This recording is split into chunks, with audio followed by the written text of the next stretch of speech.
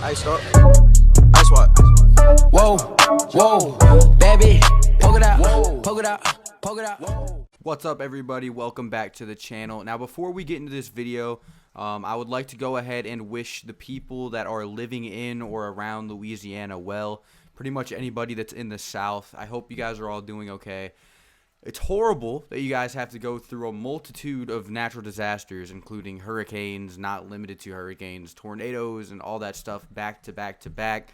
I hate it for you guys. It's not fair. I live in Georgia, so really the only thing that we get is like tropical storms after you guys go through all of the hurricanes. So I hope you guys are all doing fine, and I will be sending out my prayers to each and every single one of you guys.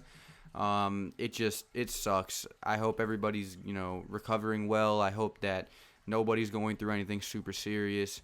Like I said, my prayers will be out for you guys. Be safe, and God bless. Now that we got that out of the way and addressed, let's go ahead and talk about the New Orleans Saints versus the Los Angeles Chargers Week 5 matchup that a lot of people are actually undervaluing. This is going to be a really good game. Chargers fans, I hope you guys are excited as us Saints fans are to play you guys, because like I said, it's going to be a great game down in New Orleans. So let's go ahead and preview this game, and I'll give you guys my predictions as well. So in the battle of a nursing home patient and a fetus, the 2-2 New Orleans Saints are going against the 1-3 Los Angeles Chargers at home in New Orleans. Before I even get to the predictions of this game and really talk to you guys about it, I'm going to need you to stop sleeping on the Los Angeles Chargers, because they are actually a really solid team. I know their record suggests otherwise, but they have had one hell of a schedule to start this season off. It's been quite difficult for them. So the only win that they have had is a Tyrod Taylor-led win against the Cincinnati Bengals before his doctor decided, you know what, friendly fire, I'm puncturing his lung real quick. So the Chargers took the defending Super Bowl champion Kansas City Chiefs into overtime and lost by a field goal. That says something. They also only lost to the Tampa Bay Buccaneers by 7 points in a game where Justin Herbert looked nothing short of a bona fide NFL starter and absolutely went off. He did a great job. So it's definitely not a team to undervalue. I know their record is 1-3, but 2 of those losses are against 100% surefire playoff teams. So like I said, please do not undervalue this team. They're a lot better than most people give them credit for. They will be contending for a championship in a year or two, but that's in a year or two. Let's go ahead and focus on right now, and let's see who has the edge in this matchup. For this, I'm going to hand the video off to physical therapist Nos. So Dr. Nos only reports when teams' injuries are trending downward. And in this matchup, we have 2 teams that are trending upward as far as injuries go. So I'm going to go ahead and hand it off to physical therapist Nos now. He's doing a great job rehabilitating both of these teams' players. So let's go ahead and get into that right now. What's up, guys? We're here in my office. This is physical therapist Nos reporting for duty, and today we're going to be talking about injuries. And I know, usually for the past 2 weeks, that's been a very scary thing to talk about, because every single one of the players on our team filled up an entire hospital worth of hospital beds, but that's not what we're talking about today. It's actually good news for once. Today we're going to go over the injury report and see which players are questionable, out, and ready to go despite their injury designation. So I'm not going to hold you guys any further. Let's go ahead and get into this. Right now, we are going to see which players bought Quick Revive at the beginning of round 5 and which players didn't. If you didn't get that line, I'm sorry. So let's go ahead and get into the Saints injury report. We got questionables right here. We're going to go over the questionables. Michael Thomas. That is a big one. The first time Michael Thomas has been deemed anything but out since week 1. And we know how tough of a player he is. I do think the Saints gave him an extra week of rest more than he needed, because he's been at practice for a while now, at practice before the Detroit Lions game. So him being questionable is a big thing to look for. I'm very excited about that. Look for him to play on Monday night. Sheldon Rankins is also questionable with a thumb injury that he sustained, I guess, today, because this is the first time he's been on the injury report. Marshawn Lattimore is questionable with that hamstring injury. Andrus Peat, off of that high ankle sprain, is already questionable. He got out a week after, or 2 weeks, something after Michael Thomas did, and he's already coming back. Say what you want about Andrus Peat. He does suck sometimes. He's a great pass blocker, or a great run blocker, but other than that, a pretty poopy pass blocker. But he does come back from his injuries rather quickly. He always beats the timetable, and that's something I got to respect him for, even if he is a GG's cupcake. So, yeah. Marcus Davenport is also questionable. Kind of side-eyeing this one. Don't know if he's going to play. It's really, really going to come down to the wire. Will he play a game this season? We're on Marcus Davenport watch. I'll let you guys know. Next player we have questionable is Jared Cook with that groin injury he sustained against the Green Bay Packers. I think he's a good candidate to return as well. The New Orleans Saints have 3 players that are out. That's Justin Hardy, Deontay Harris, and Janoris Jenkins. Janoris Jenkins with that shoulder injury, Deontay Harris with a hamstring, and I'm not sure what Justin Hardy has. But Deontay and Janoris are big. Deontay does a great job giving the New Orleans Saints really good field position, and him being out is a kick in the nuts for sure. And Janoris Jenkins with that shoulder injury, we're going to see if Patrick Robinson can replicate his performance of last week and be a please be my husband player of the week and a victory again, but we'll just have to see. One player that we have a designation from that is very good is Ryan Ramscheck. He's actually playing this week after getting a concussion last week. A lot of people were thinking he wouldn't. It's just a concussion, guys.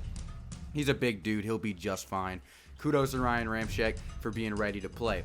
For the Chargers, you got questionable. Joey Bosa will be absolutely huge if he can't play. Mike Williams with a hamstring injury would be huge as well.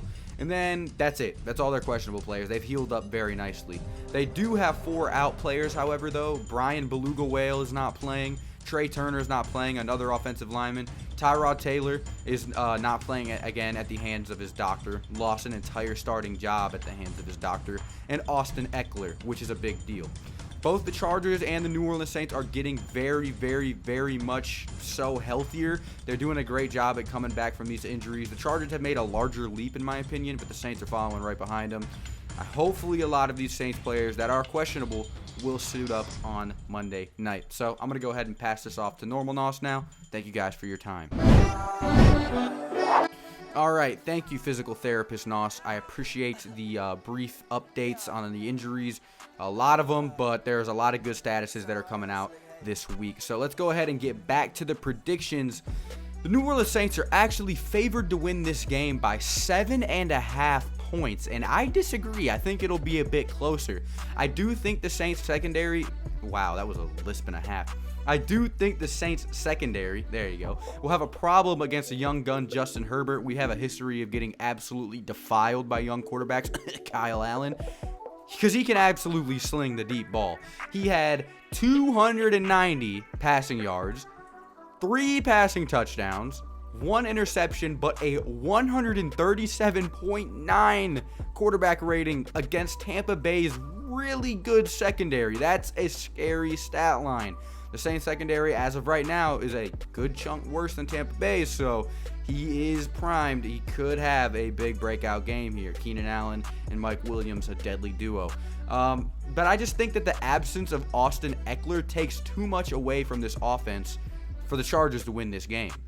I just think it does. There's absolutely no way for the Los Angeles Chargers to control the time of possession here. Joshua Kelly, who I can only assume is their starting running back now, had 9 carries for 7 yards. Good God, against the Tampa Bay Buccaneers. That's less than a yard per carry, bro. What in the world? You ever just go out on the football field as a running back in the NFL and get 0.75 yards per carry? I mean, I am making videos talking about the players, so. The Saints are 6th in the league as far as run defense goes, so it will be easy to contain this kind of running back, in my opinion, like really easy. Without a run game, the Chargers will have swift drives where they have to do or die by Justin Herbert, and I just don't think that works in their favor. There will be 0 instances where the Saints will have to load the box.